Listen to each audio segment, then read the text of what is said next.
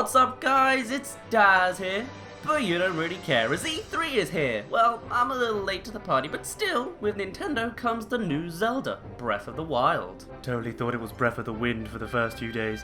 Anyway, today we'll be going through the trailer bit by bit in chronological order, but a lot of parts are going to be paused to talk about all the things we see in a certain screenshot, so if you want to see the full trailer, click here to go see it. I would put it in the video myself, but copyright say I can't do that anymore, so... Right, let's get started.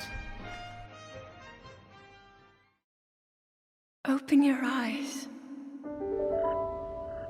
First things first, voice acting will be a thing to accompany the Zelda franchise now. Whilst beforehand the most we could get out of the character was a simple ha, hoi, and yas!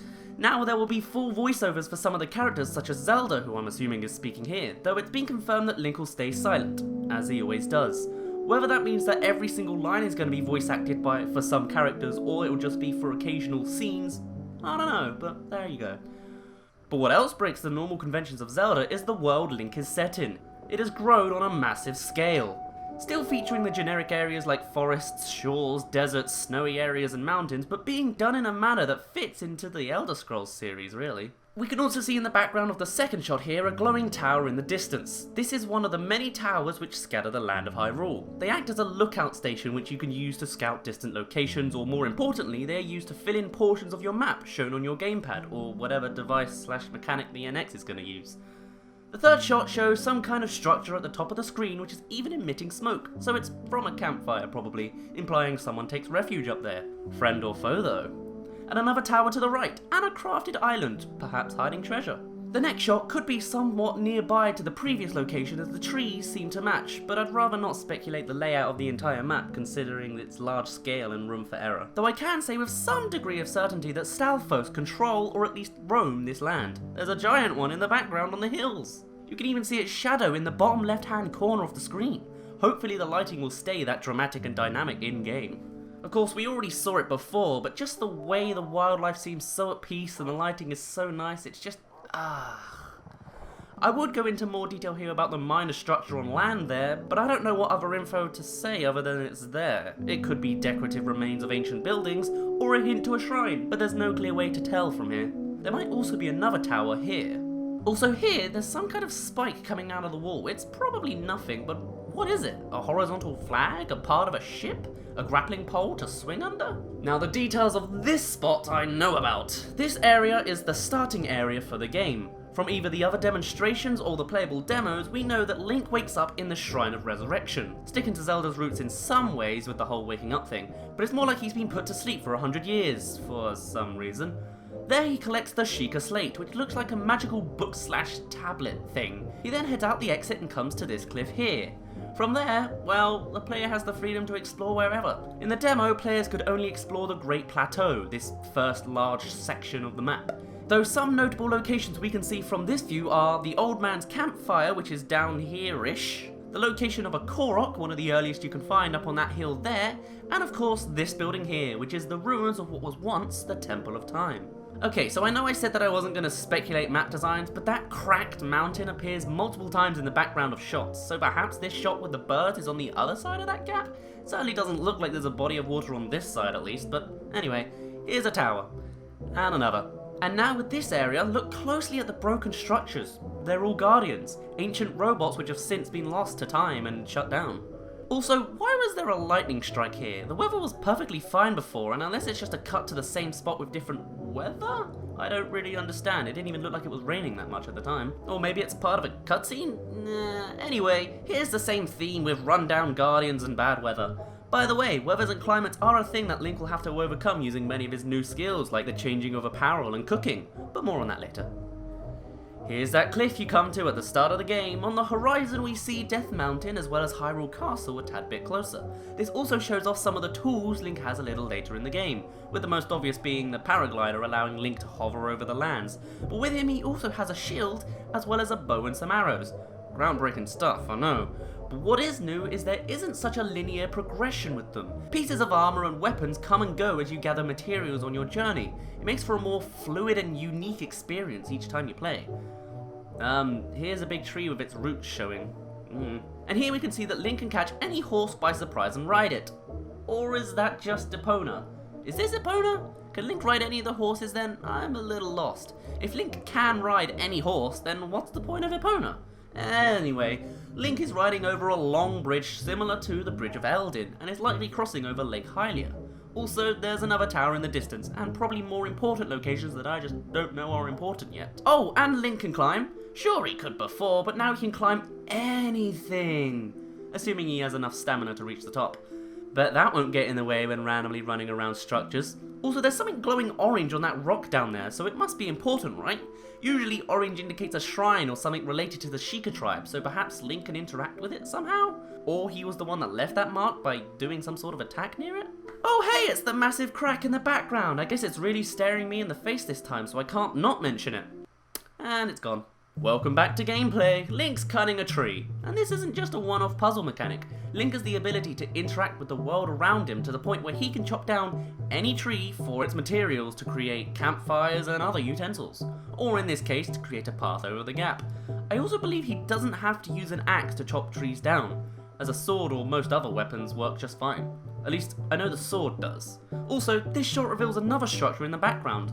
Also, you can see the old man chopping a tree here too, so this must be pretty early game as it works as a tutorial.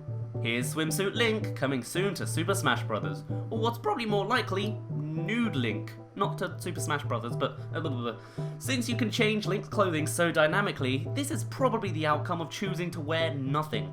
Although I guess maybe swimming trunks could be a thing? Maybe it could help against fire elements or helping with the abilities to swim or something? I don't know. You can hunt! A guy's gotta eat! You can burn grass! Comes with a sense of superiority. This comes from the fire rod, which also shoots balls of fire. And there's a small enemy lookout tower here. But can you really call it a tower though? Here's a food station. It probably has a fancier name, but gather foods, put them together, create better food. It's like alchemy, but your life depends on it.